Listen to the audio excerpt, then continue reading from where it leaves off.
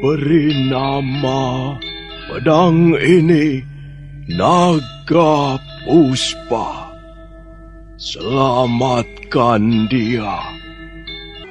Jangan sampai jatuh ke tangan pendekar berwatak jahat.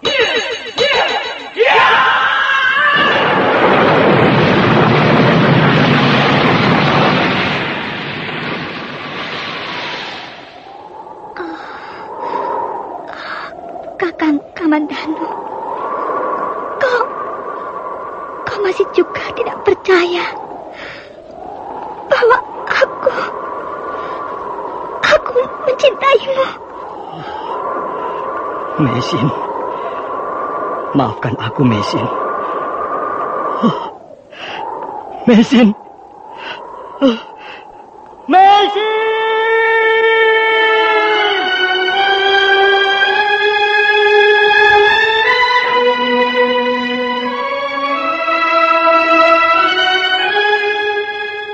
Tutur Tinula.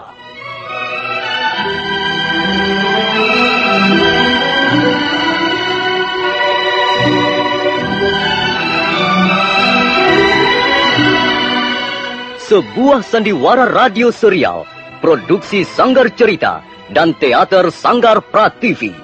Sebuah kisah dengan latar belakang sejarah runtuhnya Singasari dan berdirinya Kerajaan Majapahit.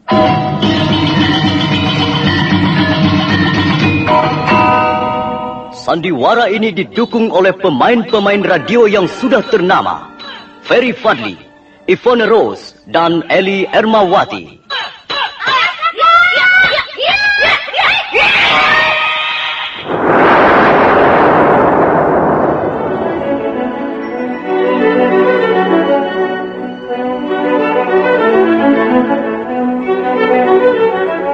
Naskah ditulis dan diolah oleh S. Tijab, hiasan musik dan sutradara C. Ispriyonoka.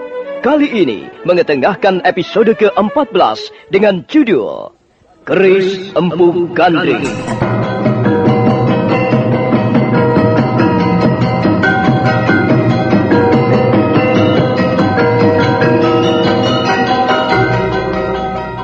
Dalam seri ke-418 ini didukung oleh para pemain Lukman Tambose sebagai Empu Bajil, Ferry Fadli sebagai Arya Kamandanu, Margaret sebagai Dewi Sambi, Ivone Rose sebagai Sakawuni, dan Asdi Suhastra pembawa cerita. Selamat menikmati.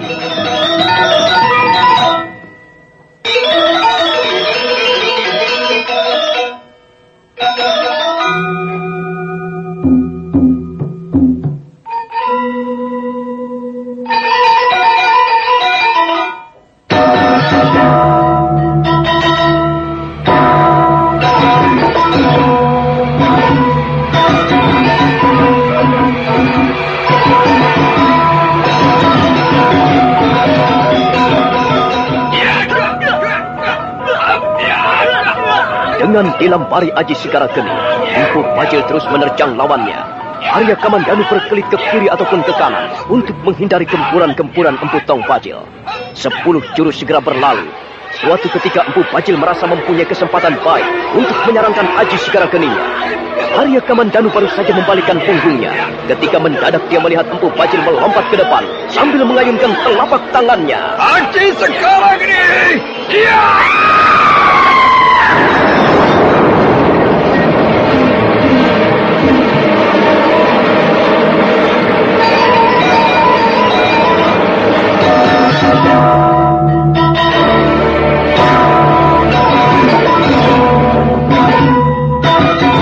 Benturan keras terjadi. Empu Bajil seperti menghantam sebongkah besi baja.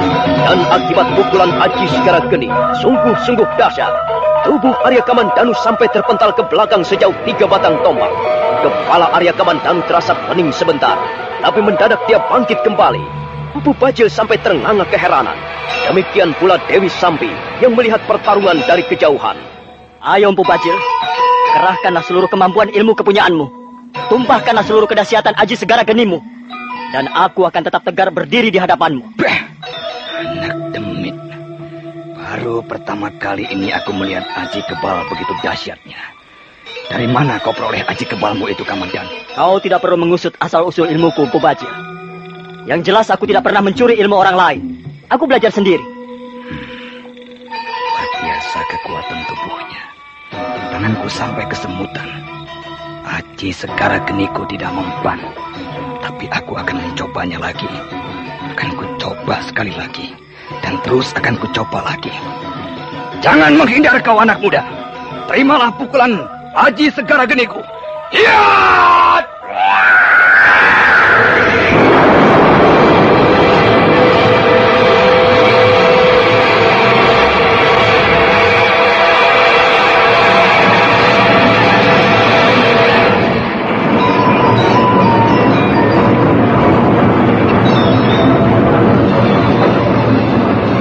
Ayo, Empu Bajil. Ayo, puaskanlah hatimu. Puaskanlah supaya kau tidak penasaran. Aji Segara Geni. Ya!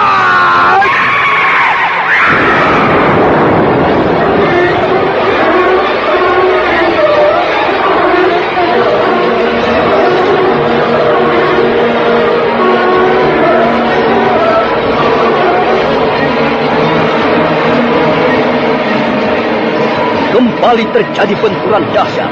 Kali ini Arya Kamandanu sama sekali tidak bergeser dari letak berdirinya. Dia tetap tegar berdiri menantang. Justru Empu Bajil yang terpaksa membuang tubuhnya ke samping, bergulingan di atas tanah sampai beberapa kali. Kakang Bajil, kau tidak apa-apa? Kau tidak apa-apa? Dia memiliki ilmu setan. Dia memiliki ilmu iblis. Kurang ajar. Tanganku sampai kesemutan dan pergelanganku seperti patah rasanya. Nampaknya Aji Segara Genimu benar-benar tidak mempan, Kakang Bajil. Kulihat dia tetap tegar berdiri menantang. Orang ini harus dibunuh. Orang ini harus kubinasakan. Dia harus mati di tangan Empu Bajil. Tunggu, Kakang. Tunggu dulu. Aku pun ingin mencoba kekebalan ilmunya. Aji Tapak Wisa!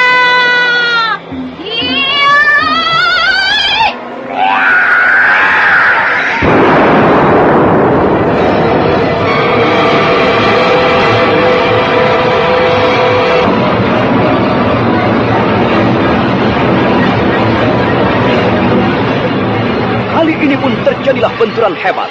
Dewi Sambi dengan Aji Tapak Wisanya ternyata bernasib sama.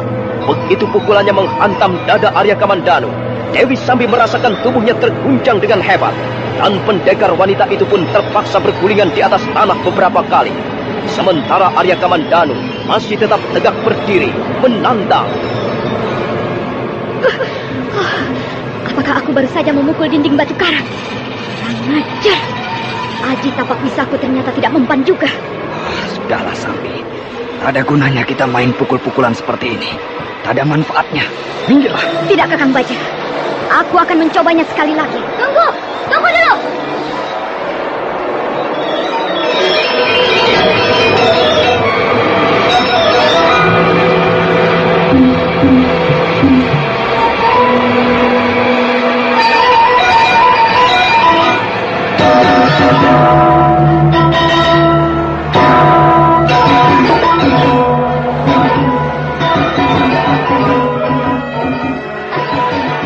Berlaku curang.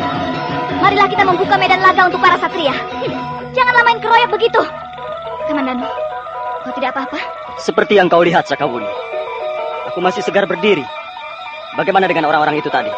Mereka sudah kubinasakan semuanya, termasuk macan rumpus. Bagus.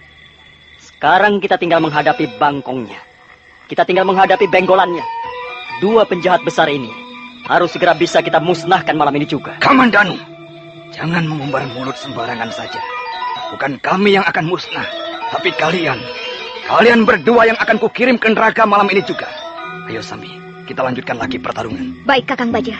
Perempuan yang bernama Sakawuni itu, biarlah menjadi bagianku.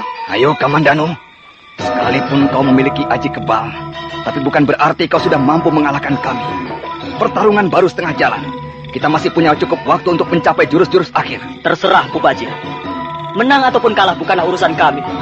Yang penting kami ditugaskan oleh pemerintah Majapahit untuk meringkus kalian, memusnahkan kalian, membasmi para penjahat negara. Kalian akan menyesal karena menjadi cecunguk Majapahit. Ya!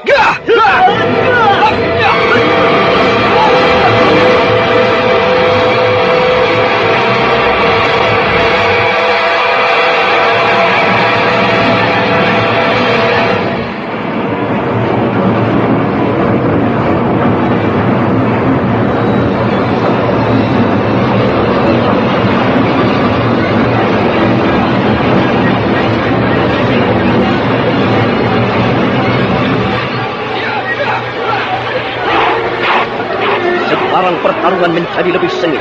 Empu Bajil memburu Arya Kamandanu, sementara Dewi Sambi berusaha merobohkan Sakawuni dengan jurus-jurus tapak wisanya.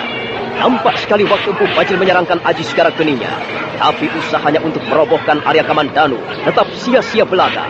Arya Kamandanu kelihatan semakin kokoh. Sekalipun Aji Segara Geni menghantam berkali-kali bagian tubuhnya, dia tetap berdiri dengan kokoh. Empu Bajil kelihatan sangat gerak. Tiba-tiba dia mendengus keras sambil melompat mundur. Hai Kamandanu, tempat ini tidak cukup lapang untuk berlaga. Aku ingin menyudahi pertarungan kita, tapi bukan di sini. Ayo, kalau kau memang benar-benar pendekar sejati, ikutlah aku. Empu Bajil kemudian melompat di telan kegelapan. Arya Kamandanu berlari menyusul. Sementara itu Sakawuni masih terus bertarung melawan Dewi Sambi.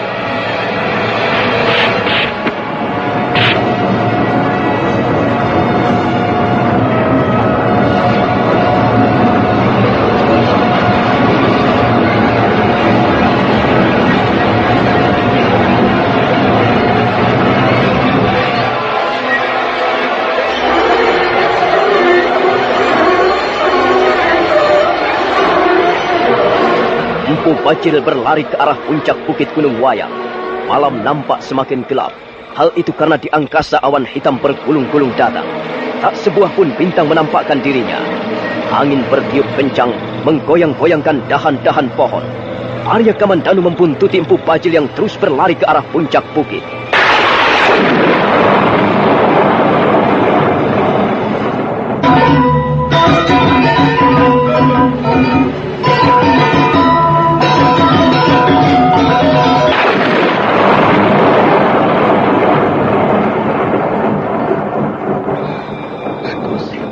Bagus, anak muda. Kukira kau tidak berani mengikuti aku lagi. Sampai ke batas cakrawala pun aku akan berlari di belakang Empu Bajil. Hebat, hebat sekali. Keberanianmu pantas mendapat acungan jempol. Tapi ketahuilah Kamandanu, malam ini adalah malam terakhir bagimu. Sebentar lagi aku akan mengantarkanmu ke pintu ajalmu. Persoalan ajal adalah persoalan nasib, Empu Bajil. Bukan kau yang menentukan. Jika kau kalah bertarung denganku, itu artinya nasibmu jelek. Nasibmu tidak mujur dan ajalmu pasti tiba. Kita lihat saja nanti. Siapa yang bernasib lebih jelek? Aku atau Empu Bajil? Kamandanu, berkali-kali kita bertemu dan bertarung. Kita bertarung tanpa seorang pun di antara kita dapat dikatakan kalah. Dan kuharap pertarungan kita kali ini adalah pertarungan yang penghabisan. Kau tahu untuk apa aku bertarung sekarang ini, Kamandanu? Aku bertarung untuk meyakinkan diriku.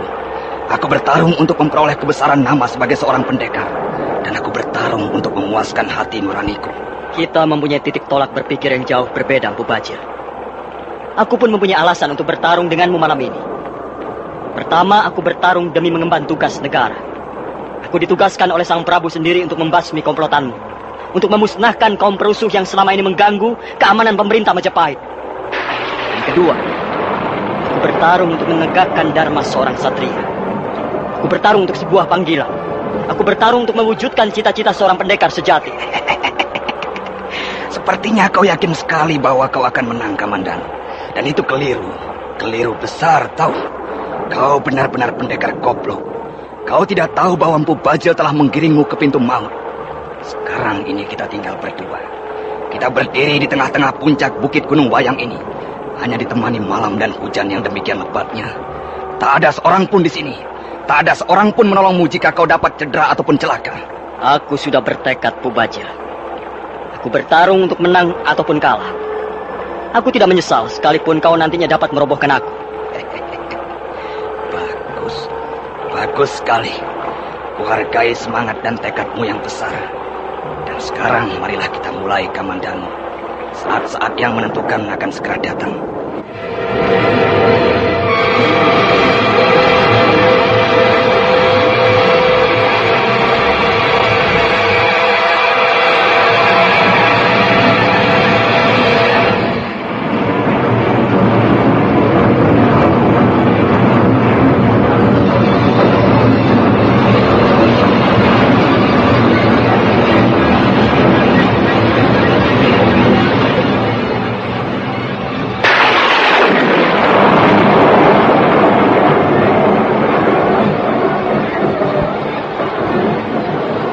Empu Bajil menarik kakinya mundur selangkah.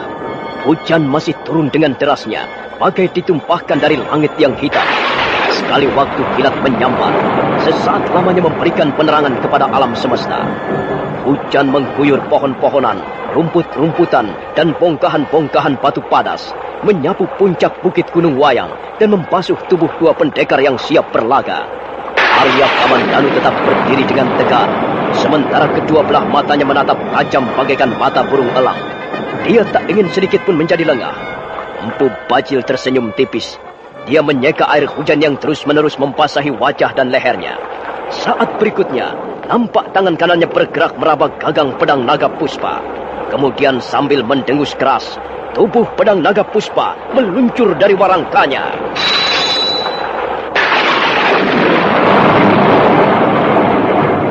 Nah, Kamandanu, kau pasti masih kenal senjata ini.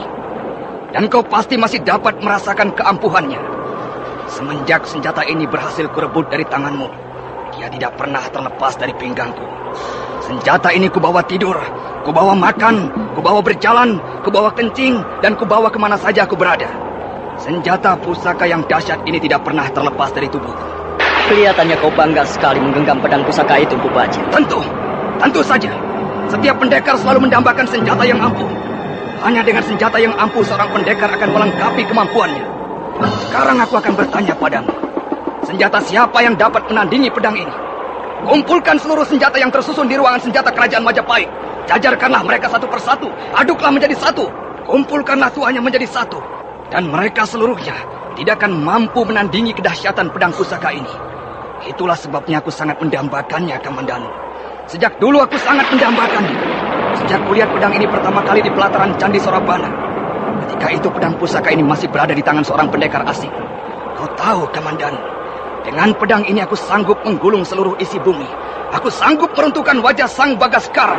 Aku sanggup menggugurkan puncak gunung Penanggungan. Aku sanggup mengeringkan isi laut selatan. Aku sanggup membuat Majapahit menjadi Kalangabang. Jangan terlalu sombong, Empu Bajil. Senjata hanyalah sarana.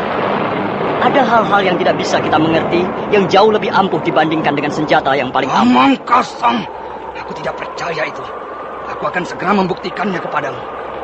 Kalau kau tidak segera kabur dari tempat ini, tubuhmu akan kubikin hancur rumat, Kamandanu. Tubuhmu akan kucincang hangus. Empu Bajil, salah satu tugasku datang ke puncak bukit Gunung Wayang ini ialah untuk mengambil kembali pedang naga puspa dari tanganmu. Ambillah kalau memang kau bisa. Aku hanya akan berusaha, Empu Bajil. Selebihnya Sang Hyang Widiwasalah yang akan menentukan.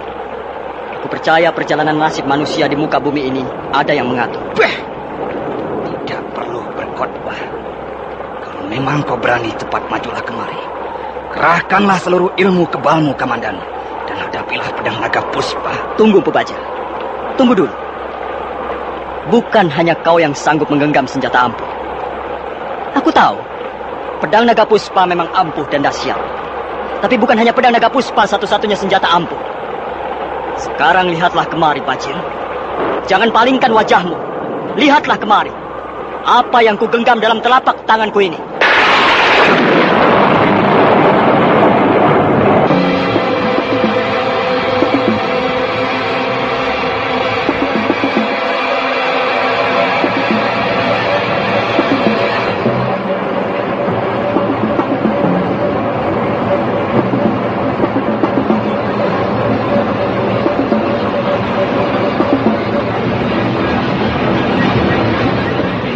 Saat berikutnya, Arya Kamandanu mencabut keris Empu Gandring dari warangkanya. Keris gerak keluar dari warangkanya dan memancarkan pamor berwarna kebiru-biruan. Empu Bajil terkejut dan mundur 2 tindak.